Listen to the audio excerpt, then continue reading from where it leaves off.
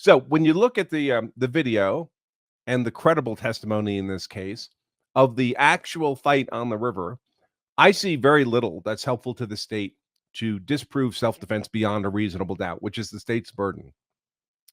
A lot of people are focusing, and we skipped over this evidence so far, this testimony, are focusing on Mew's police interview and his apparent dissembling and lying to the police and throwing his knife away and all that kind of stuff, and saying, whoa, that undermines everything. That's what he'll get convicted on. Folks, that kind of conduct, consciousness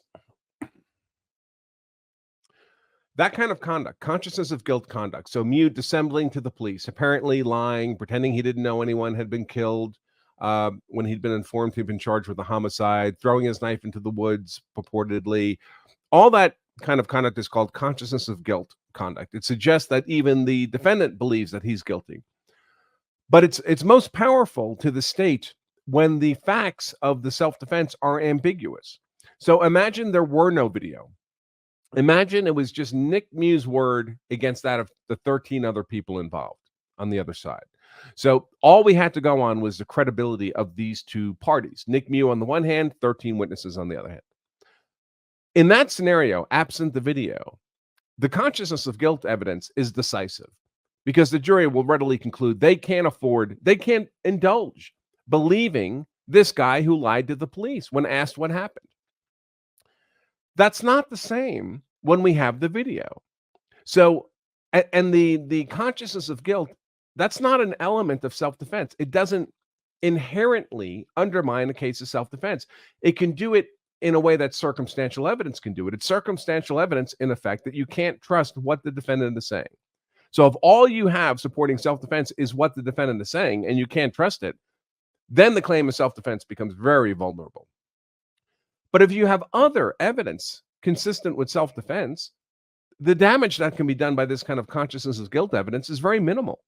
So if you imagine, for example, that someone has, in fact, a perfect claim of self-defense, and afterwards they lie to the police about it, that doesn't mean they suddenly don't have a perfect claim of self-defense. Their claim of self-defense is as perfect as it ever was.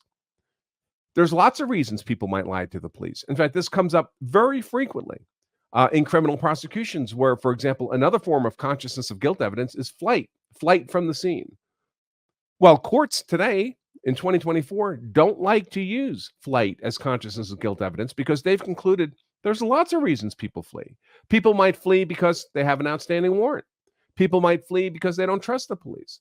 People might flee because they're someplace they're not supposed to be. Their wife doesn't know they're there. That doesn't go to them believing they did something wrong.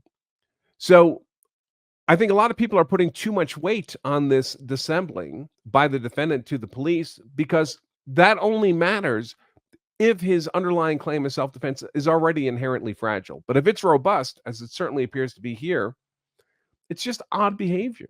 It doesn't negate an otherwise robust claim of self-defense. He is, of course, going to have to explain now to the jury why he engaged in that dissent.